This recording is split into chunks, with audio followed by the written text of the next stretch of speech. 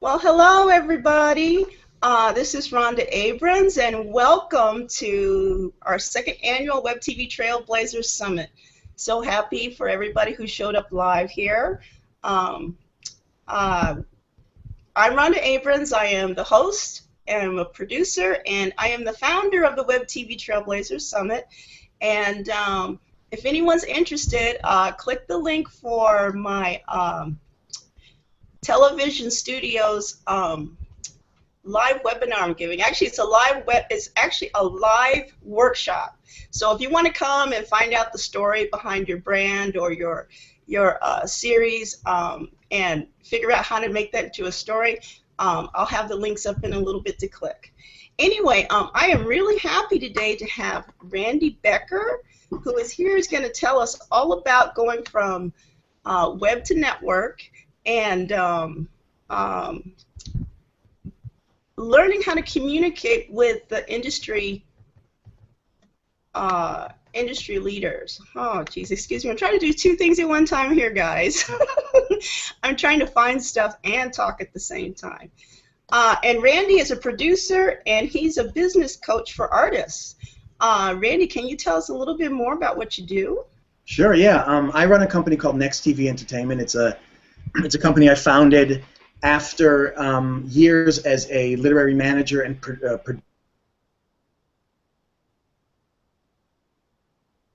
an actor for years and years.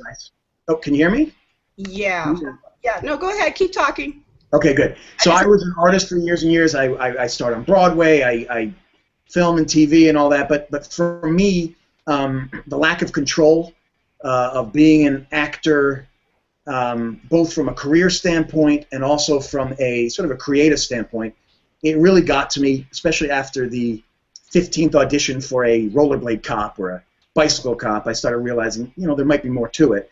And so I started making my own movies. At one point we went to Cannes with a movie, and I thought I'd be celebrated as a great filmmaker, and of course nobody cared. And so I thought, okay, there's something about this business that I do not know. I've been brought up as an artist with certain assumptions and a certain sort of, I guess, distaste for the business side of the business. And I'm not sure how productive that is. So I partnered with a guy, and we, who used to be my manager, actually. He was now a literary manager because he had a client, a comedian who blew up, and so he was tasked to go find properties for him to star in. So he became a literary manager. He and I formed this company, and I was sort of the creative guy. I did all of the development. I talked with the artist. He was the business guy, which meant he was out front, and which meant I was still sort of out of control, still really in the background, allowing someone else, whether it be an agent, a producer, a partner, whatever, to really guide my career. In 2008, we had 4 fully financed films fall through. Fully financed films fall through. And our partnership really sort of took a beating. We decided, to go our separate ways. And there I was, either as an artist again with hat in hand, basically saying, please give me a job, or I could take what I learned as a business person, because now I had spent many years on the business side, built many relationships, and I could actually start to take control of that process and share with other artists how I do it, how I did it. And so that's where NexTv, sort of the genesis of NexTv was, which is essentially we give artists a chance, a real chance, to get their voices out there in the industry by connecting them to relevant players in the entertainment industry, by showing them how they can sell their own material, by doing competitions. We have a writing and pitch competition going right now where we bring high-level entertainment professionals, from agents to executives from all over town, onto the panels. And then we have a coaching program where we essentially say, look, you are a writer, a filmmaker, or an actor. You can either sort of play the hoping game and hope you win the lottery and sit back and let someone else build their relationships on the back of your work, or you can do sort of essentially what I did. Was one day I was an actor, the next day I said to people I was a producer, and that changed everything for me internally and for other people as they heard it. And so I help writers, filmmakers, actors, really talented people like Rhonda and people in this community take control of their dreams, their goals, and say, all right, I don't need anyone else to do it. I simply need a plan, and I need to execute it. And so that's essentially what we do at NexTv Entertainment.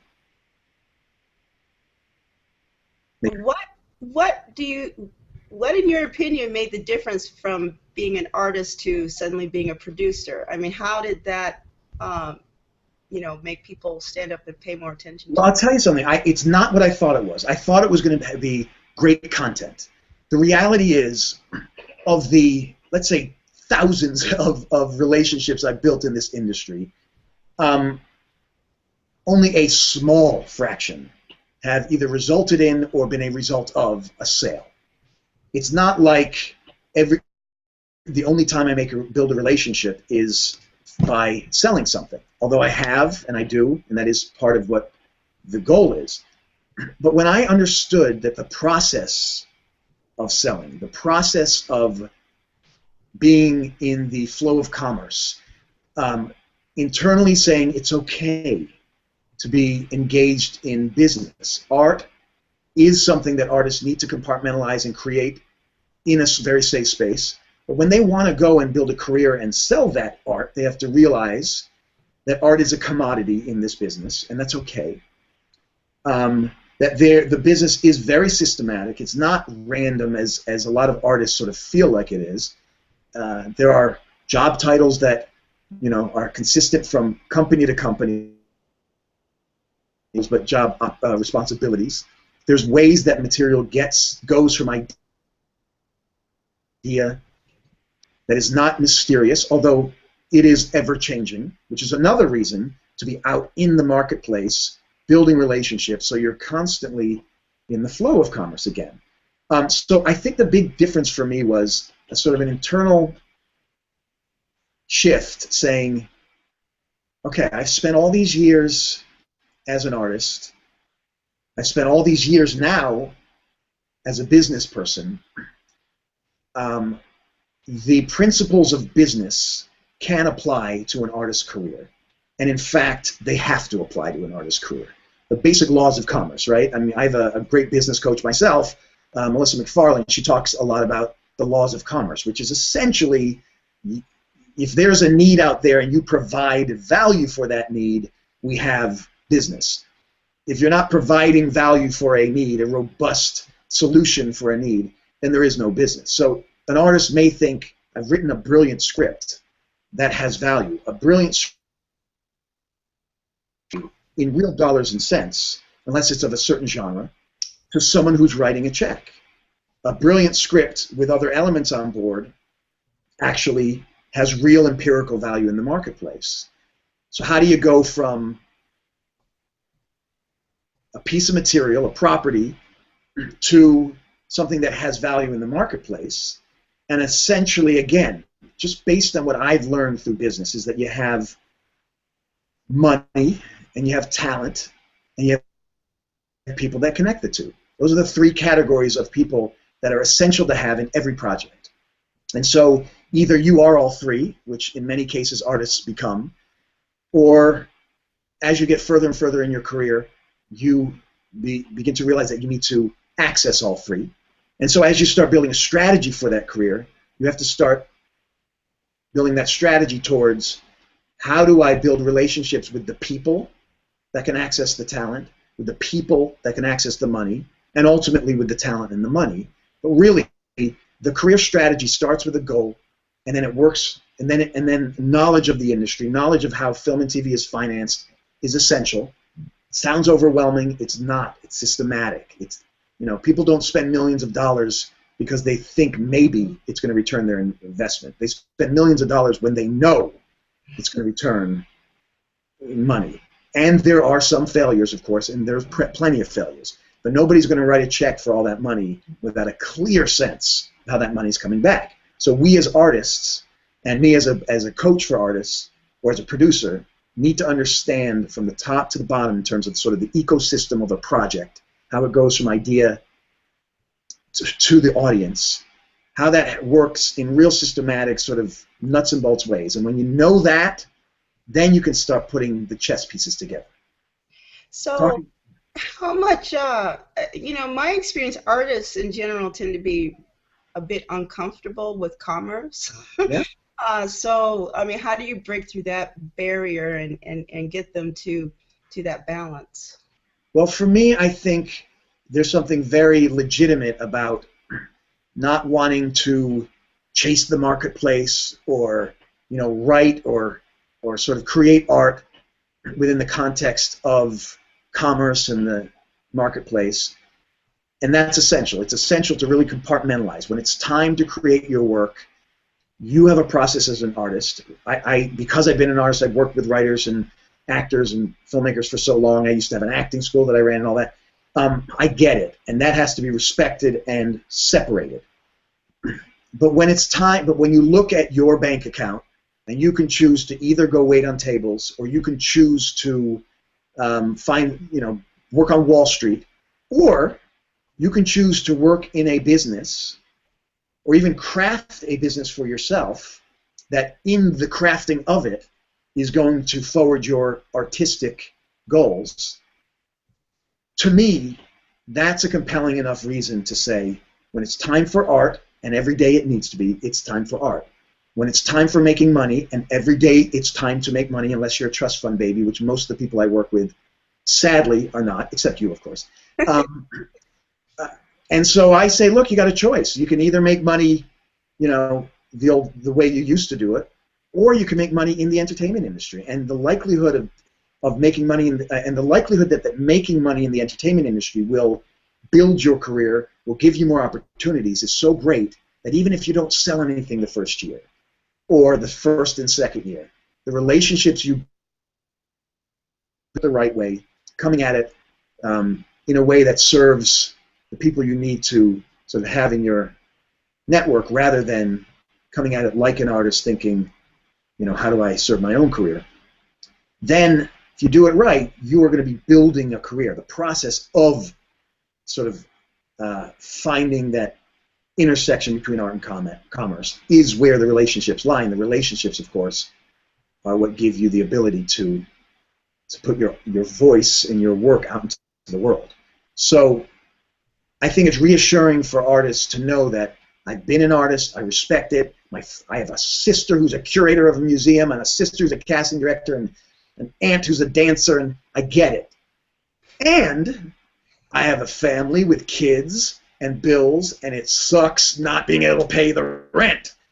And so finding that intersection, I just say to you, it's worth getting uncomfortable and doing what it takes to protect the creative while indulging in or immersing yourself in the business. Well, from my personal experience, since you've been my coach, there are other really good benefits to working with you, because for me, for instance, it really has helped with my confidence level. So, I mean, I'm sure there's other, benefits they can get that go around going into this process. Well, the thing is, the thing I find extraordinary about you is, first of all, this event itself. It is so mission-driven. Like, you're helping artists in such a real way put their work out there. They need to hear from industry professionals. They need to hear this information, and you're sort of at the center of it. So first of all, I want to say, confidence or no confidence, this is extraordinary.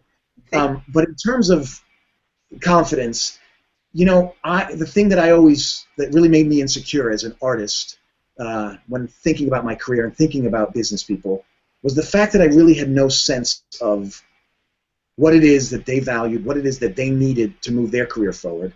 So I was really entering into sort of a pitch black room, with tools that maybe could help. But I think once you start to realize that your relationship with people that you need in your network has to be about, how can I help you, really, let's not pretend, but really, how can I help move your career forward, not waste your time, get you a raise instead of get you fired? How do I actually provide value to you? And when you engage in that conversation, you're much less on the line. It's not about here's who I am and everything. You build relationships based on service, based on truly reaching out to people to say, look, I get it. Lots of material. You don't want to talk to artists. There's all kinds of reasons why this conversation could be uncomfortable. but I want to hit the target. I want to help you not have a bigger weekend read with material that is a waste of your time. Not go back to your boss without finding the right content within the context of the mandate of your company, and so on. So you learn about how the business works and those players in the industry that you need to be building relationships with. Suddenly, the confidence level actually stops being an issue because it's not about you. It's solely about the other person. Okay, so what you're saying is to turn the tables. Instead of going, oh, I'm the screenwriter and help me out, read my script, blah, blah, blah, you go to the industry and find out what they want first. Is that what you're saying? Yeah, and so, for example, for web TV Trailblazers, or for people who create web series, there's two ways to two mentalities. One can be, I'm going to create it, and maybe it'll be go viral. Maybe I'll get enough hits to somehow be of value to people. Or I can look at what the industry, or ask people in the industry that are truly of value to me, what really is going to turn them on about content, what kind of content, about traction with content. Does it matter that you have 50,000 followers to someone in the industry? Maybe, maybe not. In my experience, usually not. Does it matter that you have 1 million followers? Probably. Is getting 1 million followers worth the time if you don't have an infrastructure for that? I don't know. There may be better ways to spend your time as someone who creates content that could be of value to, say, a TV executive. So, for example, you have this extraordinary web series, and you have a sense of where on television it could be sort of reimagined, so it could really be of value to a network. Well, then who do you talk to? Well, how is television financed, for example? Is it the networks that pay for it? No. So that's important to know. So how does that whole system work? So if you have deficit financing as sort of the core to how most television is financed, meaning a studio or some sort of the financing entity is the one that puts up the money, and the network is going to pay a license to put those episodes on, and the deficit will be the difference between how much I pay to produce it and how much you, network, give me per episode. There's a gap there. Well, then you also know that in order to fill that deficit, the financing entity has to look to other marketplaces, foreign, and so on. Well, suddenly you're starting to get a sense of, okay, this financing entity has both the network in mind, but also potentially, if their model is foreign in mind. What does that mean in terms of content? What does that mean in terms of how I present material? What does that mean in terms of who needs to be part of my material before I ever go to the network or the financing element? Maybe nothing, but probably will be of use. It probably means that you're going to need someone that has a track record in the entertainment industry, or specifically in television, on board, or at least some sort of a real advocate that is a trusted advocate for the financing element or for the network. And so as you may have great content on the web, but again, it's a needle in a haystack in terms of YouTube or the web. How do you get sort of discovered out of there? Well, you have to seek it. You have to seek the elements that are important for the people you want to turn on. In film, it's usually an actor. If it's not the right genre, and you are sort of foreign driven, and we can go, there's a lot of sort of market driven conversations we can have, which are a lot more simple than you think.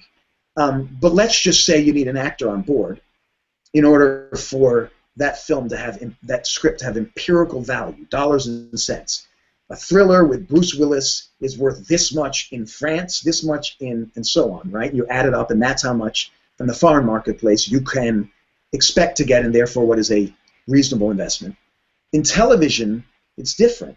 You may have an actor on board that is a liability because networks are so niche these days that an actor that has meaning and value to one demographic may have no value to another, and suddenly that actor is attached. And I have had the experience where I've pitched a TV series with exciting actor on board that I was just giddy that he was in my car as I was driving him to the pitch. And, the reality was that actor made it hard for us to sell it. Not because he wasn't freaking brilliant and because he wasn't someone who I thought of as a big movie star, but because it didn't serve the mandate of that particular network, and so we were out of luck. So the first thing I would say is, yes, reach out to the people that you feel are important to moving your career forward, to transitioning your web series onto television. And as a producer, because the moment you pick up that phone, you are a producer, as a producer, find out, how do I bring material to you? It's a full-on 7-minute episode is probably going to be tough for someone to watch. A 1-minute teaser that just knocks their socks off and that really gets them excited, that may be more exciting for people. And different people are turned on by different things. So the fact that you don't know what is going to turn these different people on is a great opportunity, because it now allows you to go reach out to them with a legitimate question, a legitimate reason for reaching out, and in that initial contact, you're building a relationship. And in many cases for me, literally just calling up a company and saying, and knowing who to call at that company, and saying, what are you looking for? That is the basis for a relationship that has lasted 10 years, because it starts somewhere, and it doesn't start always with, I got something to sell you. You really should buy this. You don't know who I am, but trust me, buy this. Much less relevant often in that sort of relationship building conversation. Well, back to the web series that we were talking about, how TV is different from film. Yeah. What would you say, because if you make a web series, obviously you already have actors because you shot it and you have actors. How flexible does a filmmaker need to be, or producer needs to be, when they go on this journey to networks? And it's because it sounds like that you should let the networks do the casting. So I mean, how sensitive should they be if it's like, well, we want this story, but we're recasting the whole thing? Well, I think again it goes down to how really the process of putting television together, how things are financed, what that means. So when a network or a studio when a studio decides to finance your TV series, it could be based on your web series. But if someone is going to put up the money, they are buying the copyright, meaning they own your series with you attached in however you negotiate that, right? Mm-hmm. So when it comes down to it, it doesn't matter who you are. You do not have control over casting. You don't have control over final cut, any of it. And that is the reality of, you're going to give me $1 million, and I'm going to give you the copyright. Right. Okay. I did an event in June where we had Richard Gladstein there, who's just brilliant producer. Born Identity, Cider House Rules, Finding Neverland. Just a smart guy, really eloquent, really intelligent, knows how to find great material. And when he was asked a similar question, well, it was about film, he basically said, I have no control. When it comes down to it, if the studio wants to fire me and recast it, so be it. So that's the first thing to know. So if you're going to sort of play in that world, you have to know that it's going to be out of your hands to a great extent. The second thing to know is that 99.9% of all web series or short films or sort of proof of concept type of videos that end up on television get recast, because again, each network has a specific demographic, a specific mandate in terms of business model. They are not just buying a story, they're buying a business, right? When you think about how much money they have to invest and how much money it makes, they don't have marketing people and casting departments and production departments and development departments for the hell of it. They have it for a very specific, directed reason, and that is to create content that works to put their brand forward in however they want to do it. In each case, it's different. So maybe you are Always Sunny in Philadelphia and you found the cast that they just loved, and they said yes because Danny DeVito, or whatever the process was that made them say yes. But most of the time, a network wants to be involved in casting because it is such an essential part of not just the creative, but the business part of a television series. So if you are tied to cast contractually, it's going to be a big stumbling block for you. If you're tied to them sort of creatively, then you fight for it because that's your job as a director and a creator and a producer. Right. But you have to be willing to let go or not do it. And believe me, in those films that in 2008, I think I said, I had 4 fully financed films fall through. Right. One of them fell through because the creative force behind it could not, cede power to the person who was putting up $4 million on certain things. And, nobody puts up $4 million and says, oh, and you make the decisions. They knew it going in, and ultimately it was not going to be a marriage that worked when it came down to having to make those compromises. So it's the reality. Yeah, my first real producing, I guess, position or whatever was with a TV pilot, and I sold it twice, and it fell through twice because they didn't want to change the cast. Well, the good thing is that you sold it and then sold it again. I know. Sold it again and make more money. There's a times, that's what they wanted. That's what they wanted. One was just, straight to DVD, but they wanted to reshoot the whole thing, and the creators behind it just wouldn't have anything to do with it. So that's another reason why I asked. Well, we have a couple stories in that way. I mean, on the one hand, when I was representing writers and filmmakers, there was a client he has a series that was sold to FX, sold to HBO, sold and sold and sold and sold all over, keeps getting sold, and each time he gets paid. And unfortunately, this extraordinary series has not yet been made, but year after year, it gets resold and moves as the executives around town moves. So he's not exactly crying all the way to the bank. But on the other hand, it's frustrating. But I think, we've also had a case where we partnered with someone who was really tied to how they wanted to see this movie distributed, and there was an offer on the table to do it in one way, straight to TV. This person was tied to a theatrical, for example, and there are realities of the marketplace that either are going to come to fruition or not, and at some point, making the money back for your investors has such extraordinary effects for your career, even if that investor is you. It's worth considering the compromise because it allows you to do it again with another project and again and again and again. Right. Years ago, my sister, who is an incredible artist, I walked into her apartment. She had all this beautiful artwork everywhere, and I think I went over because she needed to borrow money or something. And I'm just like, look at all this artwork. I said, why don't you sell this? She goes, oh, I can't. This is my art. And I'm like, that's what you do it for, to sell it. So anyway, I don't know. Really what she was saying is, I do this for me so you can finance it. Unfortunately, all of us artists have had to, or not all, but most artists I know, including myself, have had to suck it up and ask to borrow money, and it is not fun. Same here. Yeah. It's not fun. So I say, oh, my dad, hey dad. dads, uncles, brothers, sisters, you name it. The first movie I made on my own, I budgeted out for $7,500. I spent, and I'm not going to lie to you, I was green. I spent $60,000 on it.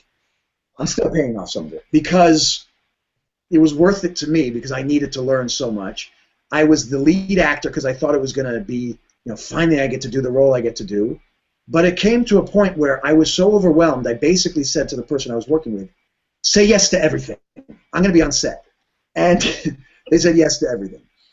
That was before I understood really how it works. And I think for artists, one of the reasons I love doing what I do with NexTv is to have artists learn from my mistakes, learn from the processes I've put together, and the people around me, and the people that we bring in from the industry to talk.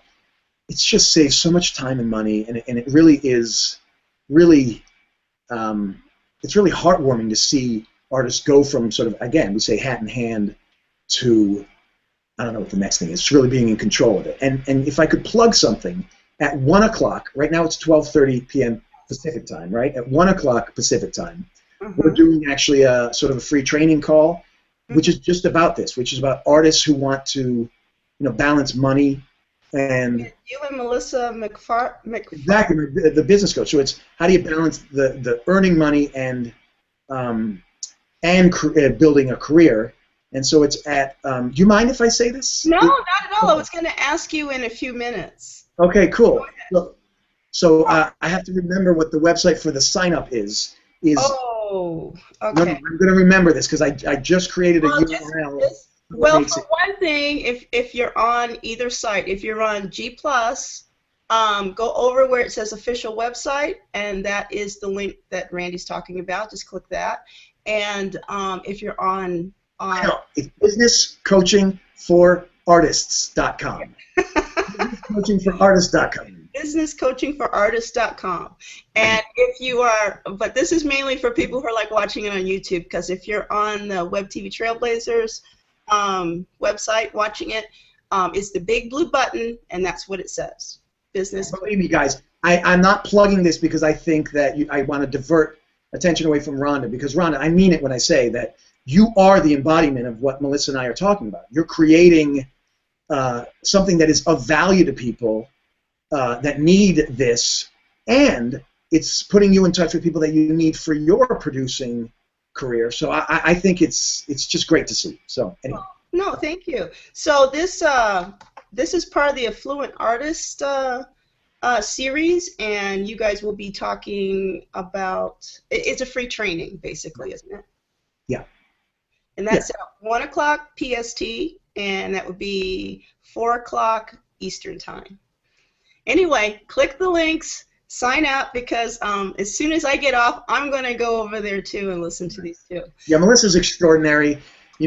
I do my thing. I feel like I really help artists. Melissa helps artists in a very different way, which is helping them actually build a business model, which is sort of like NexTv. It's like, how do you stay in the game long enough to get that career breakthrough? Well, there has to be a revenue source, and so that's sort of why we do this particular sort of program. This free training call is how do you build a business model that doesn't force you to be reliant on your creative babies to pay the rent.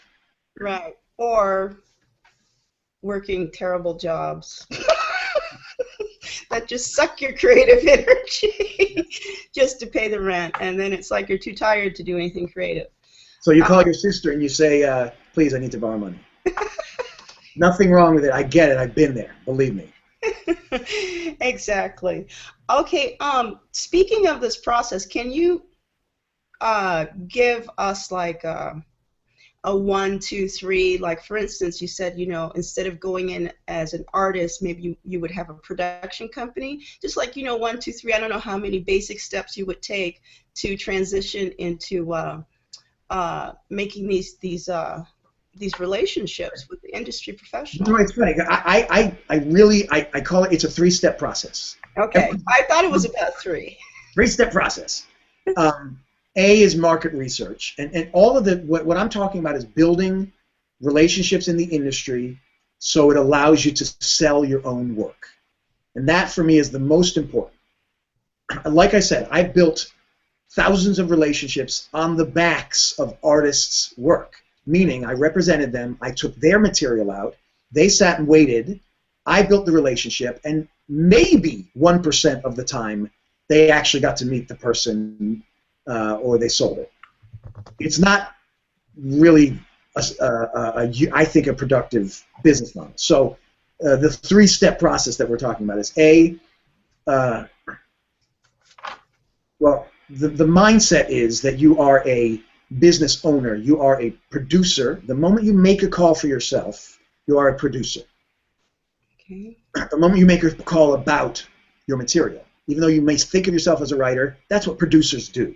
They put projects together. So A is to really understand that you are a producer, and you're going to have a production company, because people don't talk to each other unless they're from a company. The first thing they'll say is, where are you from? And it's not what state are you from, it's what company. So A is market research, step one, right? Mm-hmm. Finding the person in the, three-step process. I'm going to go a step before that. Again, figuring out from the sense of your goals who that target is for you. Who do you need to fulfill your goals in the industry? What companies, what executives at those companies? Once we know that, then we have the three-step process. Market research, call up that executive essentially as a producer, because you are, as a production company, because you have one, because you need one, because in 5 years, all of us imagine, you know, once I become Brad Pitt, I'll create Plan B. Create Plan B right now. Okay. And make it real. You call them up and you say, what is it you're looking for? How do you like to see material? What kind of material? So market research is A, one. Two is a follow-up email where you are actually, again, trying to create value for the person. You're saying, okay, we talked about what was of value to you. Let's get a little more specific. I have one more question, and it's going to bring you a little closer to the kind of material you eventually are going to bring out, but you're still not mentioning the material because, again, you don't know if it's right for them yet. And then the third step is the sales call. And in some cases, it'll all be one call, and in some cases, it'll be broken up in different ways. But essentially, these are the three steps that I find in building a new relationship and then presenting material that is truly of value to them. We want to find the intersection of what they need and what you have. It may be that you find that that person is not looking for your material, so don't bring them material. Wait until you have material to bring to them that you know adds to their career. So the third step is the sales call. You've talked about what you want. You want material that inspires social action. You want this kind of movie. You want to see these kind of elements attached. I think I might have something for you. Are you interested in hearing about it? Here's the log line. And then knowing how to pitch, knowing how to talk. I mean, that's something we work on, but essentially it's market research to know that the person you need in your network is looking for what you have to offer, then getting a little more specific, and then presenting material to them that's a match. It sounds elementary, but every producer, every agent, they do their version of it. When I used to go out with material as a talent rep, either whether I did it on my own or shared a client with a boutique agent or a massive agent at CAA or ICN, there was always a list formed, who are we going out with. There was, let's make sure we know who at that company is best for it. Let's make sure we understand what they're looking for right now. And then let's go knock it out. Let's go one by one, go to these people on the list and see if this is still a match for them. And that's it. And then you move on. It does sound simple, but it pretty much takes a lot of practice, doesn't it? It takes a lot of practice, and it takes the acknowledgement that even J.J. Abrams does not sell everything he goes out with. So we are not going to sell everything we go out with. And so the process of going out with material is where the value lies, because then you can go back to those people if you're bringing them value with the next project and the next project. And if you get up to plate enough, you're going to sell stuff. I have clients who have sold material on their first time at the plate because they just really went at it in terms of finding who this is right for. And I have clients who it took 25 scripts, and now they sell like crazy. I can't tell you when you're going to sell, but you're not going to sell if you're not up to plate. Got it. Got it. The court, whatever the metaphor is. Well, we only have a few more minutes because I promised to make sure you got off here in time enough for your next event. So if anyone has any questions, this is the time to put them up. I have a question from Ingrid P. Randy. Okay. Ingrid says, I still have some questions regarding selling a web series. I have a 7-minute webisode, a short film with an open ending. She says it's a martial arts thriller genre film. It could be developed into a web series or a TV series or a feature. Several festival credits already. Which strategy would you recommend to sell it and to whom? Although I guess you pretty much outlined it. Well, I would also love to see the money up front before I start producing the next episode, etc. Okay, well, the first thing I would say is identifying your goals in the industry. You know, I mean, when you look at yourself 5 years from now, what are you known for? And the more specific, the better. Are you someone who is putting out extraordinary, you know, I don't know, Deborah Granick type independent films? I don't know. Is that what you're known for? Are you J.J. Abrams? Or identifying your goals in the industry are going to tell you who you need to build relationships with, which is going to tell you what material you need to be going out with, not because you're choosing randomly, but from the material you have in your heart. So that's the first thing. I can't answer the question without knowing the goal. Let's just assume that your goal is to be a filmmaker, and the short film is in line with it. Well, then what are you going out with? I mean, someone who has not sold a significant amount of film, if you don't have a feature script, that short film or that web series will get you only so far. And then the question is, okay, and so what are you selling? I've had it many times. I run a web series and short film competition, indie film competition, where I've gotten extraordinary work to great agents, and they say, this is brilliant. So now what? What do you want me to do? Is there a script? Is there? So A, you have to know what you're selling. So if it's for television, maybe a web series is enough to go pitch it, more than likely, because you have, assuming you haven't, but maybe you have, sold a significant amount of television. A web series may get some eyebrows raised, but they're going to want to know who's writing this, who's delivering it. And if it's you, then do you have a sample that is right on the money and will knock them out of the park? That's a possible way of doing it, either writing the pilot or having a sample that's right online, and that teaser or that web series is just so compelling. I've done it that way. Or partnering with a writer who has a proven track record that networks and studios want to be in business with, and then you go pitch it. Or basically writing on spec yourself. So the web series is going to be very useful as sort of proof of concept. Mm-hmm. Then what? How you get it on television is, now what are you going to sell? What is it? Because, again, ideas and concepts alone are not necessarily of value. It's the execution of it. So you have this great idea for a web series about, I'm just making it up, you know, whatever, the naked superhero. Great concept, okay, I get it, but now how does it get executed? It's the execution that is part of the sale. We don't finance things based on ideas unless, as part of that business, there are people involved who we know will execute at a high level. So if that's not going to be you, you either have to write on spec, meaning not get paid for the script. Right. I would not say to produce another web series if the goal, a web episode, if the goal is to get on television or to get in film. I would say if what you have is enough to open the door, focus on that piece of material that you can actually walk through the door with. Okay, Ingrid, I hope that answers your question, because I don't see you have a follow-up one up. Well, Randy, thank you so much. I know you have to go. This has been wonderful. And everyone, if you have time, because I'm sure you can still listen in on your phone too, get on over to Business Marketing for Artists. It's a no. Huh? Wait, I think it's called, oh crap, I think it's called Business Coaching for Artists. Is it? I'm sorry. BusinessCoachingForArtists.com.